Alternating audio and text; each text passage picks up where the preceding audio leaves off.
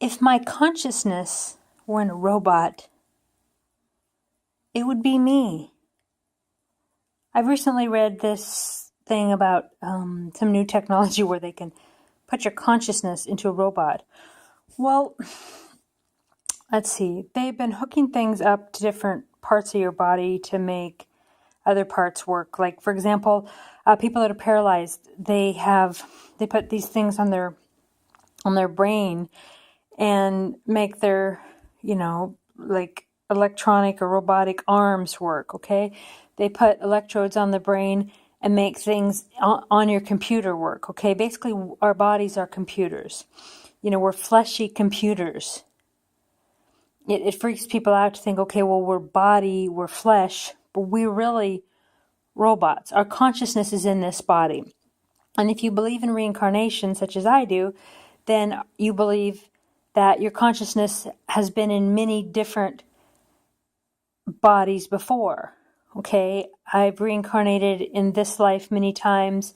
I have reincarnated in other lifetimes, on other planets, in other universes, as different animals. And I'm not sure if I've reincarnated as objects. Maybe I have. I mean, if an object is built, can a consciousness enter it? I don't know. I mean, I've seen chairs and tables and clocks that were haunted, so clearly something can interact with it. Okay, so if my consciousness was in a dog, I would know that is me, right? I walk over to a mirror, whatever, I'm like, that's me. My communication may be barking or sensing energy, communication in this different way, this different language, but I still know it is me. If I look at my arms and they're metal or they're tree branches blowing in the wind, and my consciousness is in that tree, I know that to be me. Okay, so then my life is stationary in that one spot. I live as a tree, I grow there, and then I die. I interact with whatever comes by, and I'm stationary. As a human, I'm mobile. A lot of people get freaked out at thinking, okay, well, if they have a metal arm or these different things, because we're humans, and it's weird to think of things like that. But the thing is that our soul lives on, and our soul, our consciousness, can live in anything.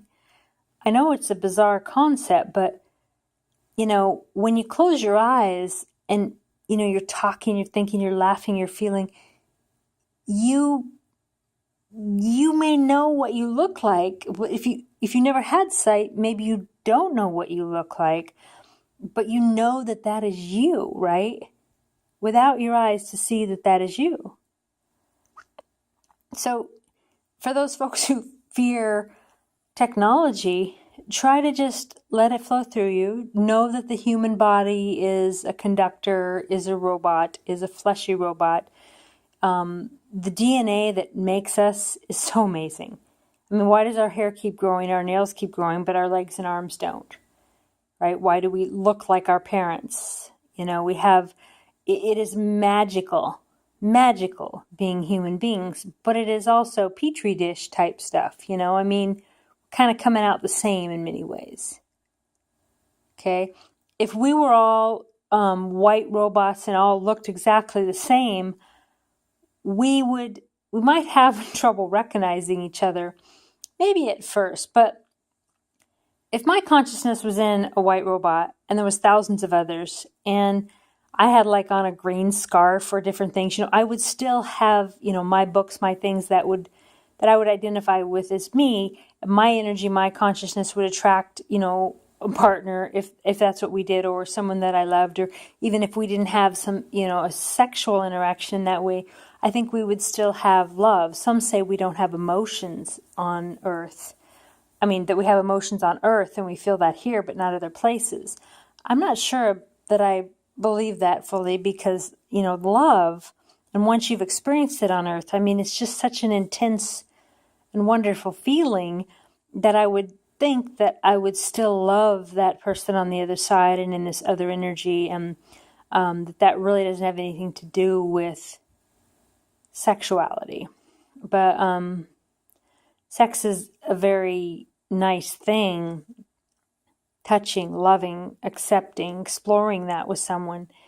And I would think that we would recognize each other's consciousness with or without sexual parts if we were made of steel or if we were, even trees, even though we couldn't move and, go to each other. Okay, I'm getting a little bit out there now, but I spoke to someone today who was a little bit freaked out about the news out recently about scientists being able to put our consciousness in a robot.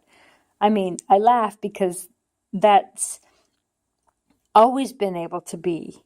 We are robots. I mean, there's aliens. There's all different kinds of species. There's our soul can go into anything. Anyway, so just broaden your mind on it all, and just know that whatever you see in the mirror and know is you, is you. You get up on your back legs, you look in the mirror, and you see a dog or a cat.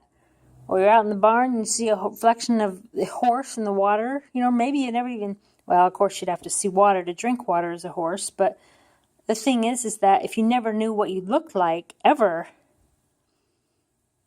that would be weird. How would you know? Who would you know yourself to be? You can see your arms, okay, you can see your body, you can see certain things. But say if you never ever had a mirror, you wouldn't see the whole thing. To find a lake and see your face, and then it'd still be a little bit distorted. It's just that it all comes down to knowing yourself inside of yourself, your consciousness, you.